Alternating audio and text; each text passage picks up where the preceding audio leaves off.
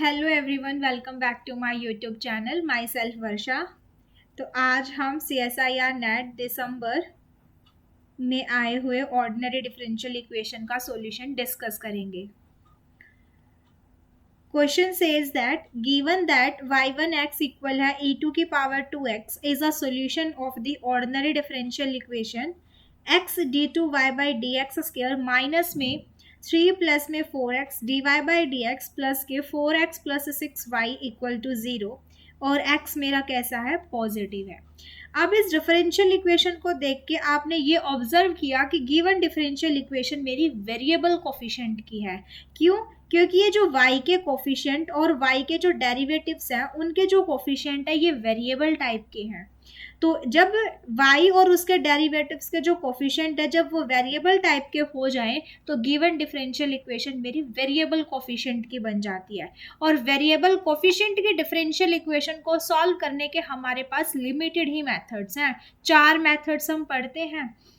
अब इसका एक सॉल्यूशन हमें दे दिया, आपको इधर से ही हिंट मिल गई। जब हमें किसी होमोजीनियस डिफरेंशियल इक्वेशन का second order homogeneous differential equation y double dash plus में p x Y dash plus में q x Y equal to 0, इस second order homogeneous differential equation का अगर हमें एक सॉल्यूशन पता लग गया तो हम उसका दूसरा सॉल्यूशन निकाल सकते हैं। और वो क्वेश्चन बेस्ड होगा किसके ऊपर? रिडक्शन ऑफ ऑर्डर में।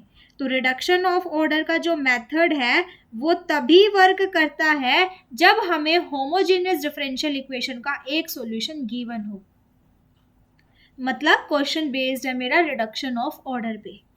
अब इस second order homogeneous differential equation का एक सॉल्यूशन दे दिया, y1 इक्वल है e2 की पावर 2x और x कैसा है, पॉजिटिव है। y2 equal to y2x be the solution of the ordinary differential equation satisfying the conditions कि y2 एट पॉइंट 1 पे क्या है, e स्क्वायर बाय 4, y2 का डेरिवेटिव एट पॉइंट 1 पे क्या है, 3e स्क्वायर बाय 2। और ये मेरे पास 4 ऑप्शन गिवन है, आपको बताना है कि इनमें से कौन सा ऑप्शन मेरा करेक्ट होगा। y2 is a strictly increasing function on open interval 0 to infinity. जो आपका सॉल्यूशन आएगा y2 उसको अगर मैं e2 की पावर -2x से मल्टीप्लाई कर दूं और x गोज टू इंफिनिटी करूं तो ये किसी फाइनाइट वैल्यू को अप्रोच करेगा और वो फाइनाइट वैल्यू मेरी 1 है। थर्ड है कि y2 is a strictly decreasing function on 0 to infinity. And fourth option है कि y2 जो सॉल्यूशन आएगा आपका उसको e2 की पावर -2x से मल्टीप्लाई करे, x गोज टू इंफिनिटी करे तो सॉल्यूशन आपका 0 को अप्रोच करना चाहिए।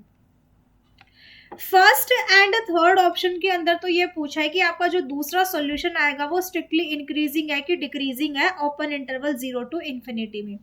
अब ये ओपन इंटरवल 0 टू इंफिनिटी क्योंकि यहाँ से x मेरा पॉजिटिव है तो x की डोमेन क्या बनेगी, ओपन इंटरवल 0 टू इंफिनिटी। और सेकेंड एंड फोर्थ ऑप्शन में जो सॉल्यूशन आए उसको e2 की पावर -2x से मल्टीप्लाई कर दे और x गोज टू इंफिनिटी करे तो आपको ये देखना है सॉल्यूशन कहाँ अप्रोच करेगा। तो सबसे पहले गिवन डिफरेंशियल इक्वेशन को जनरल फॉर्म में लिखते हैं। जनरल फॉर्म हमारी ये है, ये मेथड एक बार मैं बता देती हूँ। मेथड क्या है रिडक्शन ऑफ ऑर्डर का, कि आपकी जनरल फॉर्म ये होनी चाहिए y double dash plus P x Y dash plus Q x Y equal to 0। अब इस second order homogeneous differential equation का आपको एक सॉल्यूशन पता है y1x, तभी रिडक्शन ऑफ ऑर्डर का जो मेथड है वो तभी काम करेगा जब आपके पास होमोजीनियस डिफरेंशियल इक्वेशन का एक सॉल्यूशन पता हो। अब यहाँ पे y1 जो सॉल्यूशन है वो एक पता है इस होमोजीनियस डिफरेंशियल इक्वेशन का, तो इसका जनरल सॉल्यूशन कैसे बनेगा, c1y1 प्लस में c2y1 इंटीग्रेशन 1 बाय में y1 स्क्वायर e2 की पावर माइनस के px dx इंटू में dx। तो जो दूसरा सॉल्यूशन निकलेगा वो इधर से निकलेगा। अब हमें एक सॉल्यूशन तो दे दिया y1 और चारों ही ऑप्शन किस पे है, y2 सॉल्यूशन पे। जनरल सॉल्यूशन नहीं पूछा है हमसे, y2 सॉल्यूशन पूछा है, तो y2 सॉल्यूशन तो यहां से निकलेगा ना। तो देखो y2 किसके इक्वल है, y1 इंटीग्रेशन 1 बाय में y1 स्क्वायर e2 की पावर माइनस के px dx इंटू में dx। अब गिवन डिफरेंशियल इक्वेशन को जब आप y डबल डैश का कोफिशिएंट 1 बनाना है तो इसको थ्रू आउट द एक्स से डिवाइड करोगे, तो यहाँ पे y डैश का कोफिशिएंट क्या होता है px, तो px की वैल्यू क्या आएगी माइनस के 3/x प्लस के 4। तो ये px की वैल्यू रख दी यहाँ पे, माइनस माइनस तो प्लस हो गया। अब इसका इंटीग्रेशन कर दो, y टू एक्स इक्वल है e टू की पावर 2x क्या था, ये मेरा पहला सॉल्यूशन था जो गिवन था। 1 में y1 का स्क्वायर e टू की पावर 4x हो गया, 1/x का इंटीग्रेशन log x, 4 इंटू में dx हो गया 4x। अब यहां से इसको सॉल्व कर लिया तो e टू की पावर 4x से ये कैंसिल आउट हो गया और x क्यूब का इंटीग्रेशन आ गया x 4/4। ये मेरा y2 सॉल्यूशन आ गया। अब चारों ऑप्शन इसी के ऊपर गिवन है। क्या है कि पहले हम सेकंड एंड फोर्थ ऑप्शन की अगर बात करें कि जो सॉल्यूशन आया उसको e टू की पावर -2x से मल्टीप्लाई करके देख लो और x गोज टू इन्फिनिटी पे देख लो सॉल्यूशन कहाँ अप्रोच कर रहा है। y2x को e टू की पावर -2x से मल्टीप्लाई करेंगे तो x 4/4 आ जाएगा और x गोज टू इन्फिनिटी पे सॉल्यूशन मेरा इन्फिनिटी को अप्रोच कर रहा है। और सेकंड एंड फोर्थ ऑप्शन में बोला है वो तो किसी फाइनाइट वैल्यू को अप्रोच करेगा, दैट्स वाई मेरा second and fourth option cancel out हुआ। अब इंक्रीजिंग डिक्रीजिंग चेक करने के लिए हम फर्स्ट डेरिवेटिव देखते हैं। अगर फंक्शन का फर्स्ट डेरिवेटिव पॉजिटिव है मतलब मेरा इंक्रीजिंग होगा स्ट्रिक्टली, अगर फर्स्ट डेरिवेटिव नेगेटिव है मतलब स्ट्रिक्टली डिक्रीजिंग होगा।